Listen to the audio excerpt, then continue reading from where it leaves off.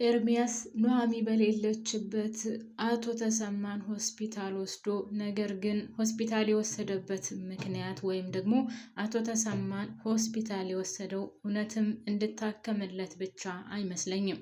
እሱ የፈለገው አቶ ተሰማን ሆስፒታል አስቀምጦ ወይም ደግሞ እያሳከምኩ ነው በሚል እሱም መልካም አድርጎ ነገር ግን ኑሃሚንን ከቤት መጠቀም ፈልጎ ነው ወይም ደግሞ ከሷ የሚፈልገውን ነገር ለመውሰድ ፈልጎ ነው። ሰላም ጤና ይስጥልኝ ውድና የተከበራችሁ ውድ ቤተሰቦች በያላችሁበት ሰላማችሁ ብዝዝት ትርፍርፍ ይበልልኝ። ፕሊዝ ቪዲዮውን ስትጀምሩ በላይክ እንድትጀምሩ ያልኩኝ፣ አዲስ የሆናችሁ ካላችሁ ደግሞ ላይክ እና ሰብስክራይብ አድርጋችሁ ቤተሰብ ሆኖ ተወዳችሁ ማለት ነው። አቶ ተሰማን ኤርሚ ኑሃሚን በሌለችበት ሆስፒታል ወስዶታል። ሆስፒታል ወስዶ ስለነበር ኑሃሚ ከውጭ ስትመጣ አባቷን ከዊልቸሩ ላይ ስታጣው እሷም ማልቀስ ትጀምራለች። ከዛ ወይኔ ኤርሚ ጉድ ሆንኩልክ፣ ኤርሚ ጉድ ሆንኩልክ እያለች ቀጥታ ወደ ኤርሚ ልደውል ስትል እሱም ለመደወል ሲሞክር ትደውልለትና ትጠይቀዋለች። አባትሽን ሳልነግርሽ ሆስፒታል ይዞ ሄጃለሁ። እናም ያው መታከም ስላለበት ወደ ሆስፒታል አምጥቼው የተሻለ ሕክምና እንዳገኝ እያሳከምኩት ነው ይላታል። እሱ ቀድሞ መጥቼ ልውሰድሽ ሲላት አይ በፍጹም እኔ እመጣለሁ ትለውና ወደ ሆስፒታል ትሄዳለች። እሱ ግን ይችን ነገር መጠቀሚያ አድርጎ ከኑሃሚን የሚፈልገውን ነገር መውሰድ ስለፈለገና ስለፈለገ ብቻ እንጂ እሱ ፍቅረኛ አለው። የሚገርመው ነገር እንግዲህ የእሱ ፍቅረኛ ደግሞ ማናት ካላችሁኝ ሐረግ ድራማ ላይ ቤዛ ሁና የምትሰራው ልጅ ናት። እንግዲህ የእሱ ፍቅረኛ ሁና የመጣችው ነገር ግን ደግሞ እሷ ሌላ ፍቅረኛ አላትኝ። የማጓደኛ መሰላችሁ ደግሞ የእሷ ፍቅረኛ ልጅ ናሁም ማለት ነው። እንግዲህ ናሁም ማለት አዲስ የመጡ ዛሬ አዲስ አክተሮች መጥተዋል።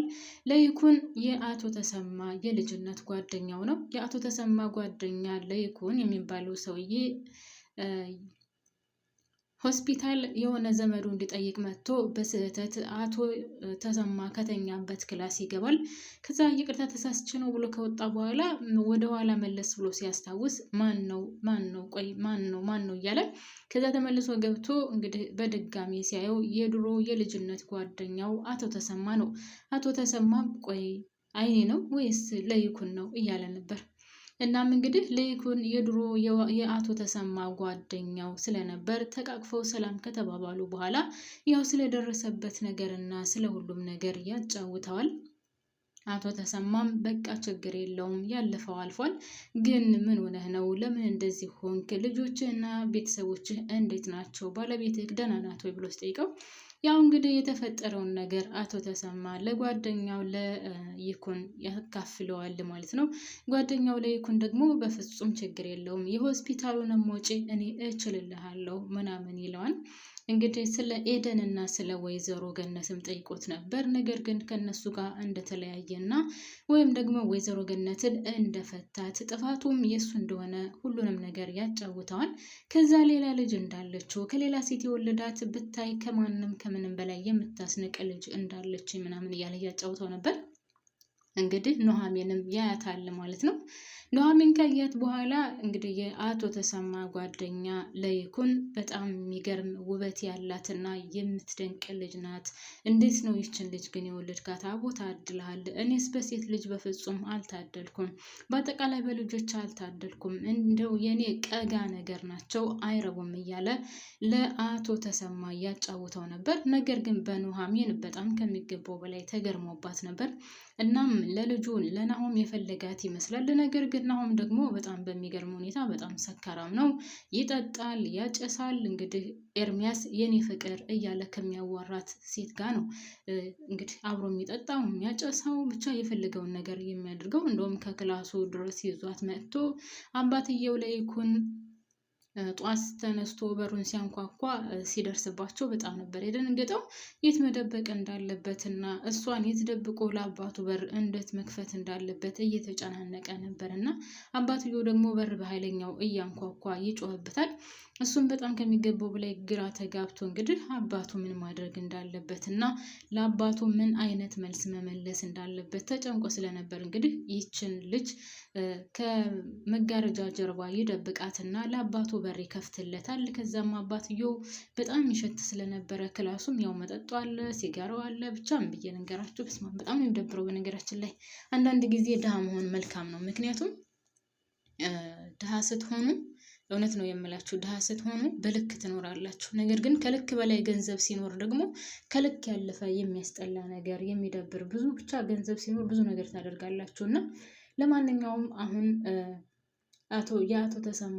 የአቶ ለይኩን ልጅ ናሆም እንደዛ እያደረገ ነው። ግን በጣም የሚደብረውና የሚያስጠላው ነገር ኤርሚያስ የኔ ፍቅር እያለ የሚያዋራት ልጅ ከአቶ ተሰማ ጓደኛ ወይም ደግሞ እንግዲህ አቶ ተሰማና ለይኩን እንደነገርኳቸው የድሮ ጓደኛሞች እና በጣም የሚዋደዱ።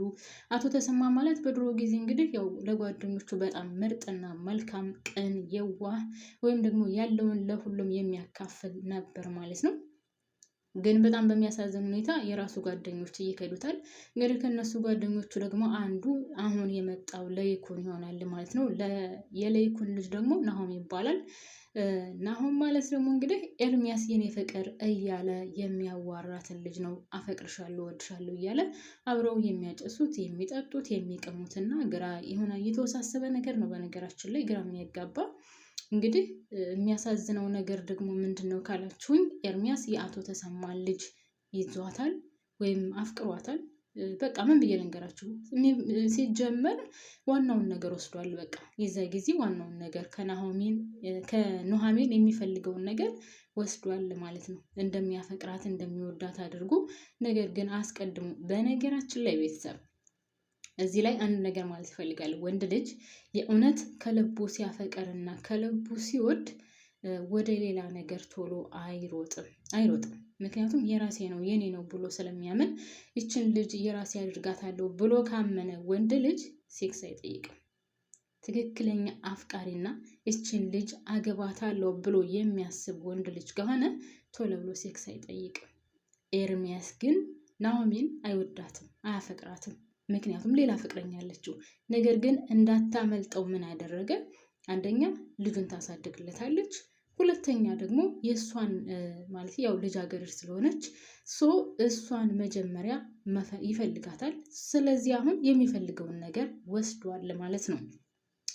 እና በጣም የሚገርመውና የሚያሳዝነው ነገር እንግዲህ የለይኩን ልጅና የአቶ ተሰማ ልጅ ሁለቱ ቢጋቡ ደስ ይል ነበር። ነገር ግን እንግዲህ ኑሐሚን ኤርሚያስ ይዟታል። የኤርሚያስ ፍቅረኛ ደግሞ ወይም የኔ ፍቅር እያለ የሚያወራት እንግዲህ የለይኩንን ልጅ ናሆምን ይዛለች እና የሆነ የተሳሰረ ነገር ሆኗል። በጣም ውስብስብ ይወጣና መጨረሻው ምን እንደሚሆን ብቻ ግራ ቢያጋባም፣ ያም ሆነ ይህ አሁን አዲስ የመጣችው የኤርሚያስ ፍቅረኛና ለይኩን የአቶ ተሰማ ጓደኛ በጣም ሀብታም ነው። በነገራችን ላይ የአቶ ተሰማ ጓደኛ ከሚገባው በላይ ሸሪካ ምንድነው ስሙ ካምፓኒ ያለው ድርጅት አለው፣ ብቻ ብዙ ነገር ያለው ባለ ሀብት ነው። ነገር ግን ናሆም ልጁ ሰካራምና አባቱ እንደሚፈልገው ጠንካራ ልጅ ስላልሆነ አባትየው ከሚገባው በላይ በጣም ነው የሚናደድበት።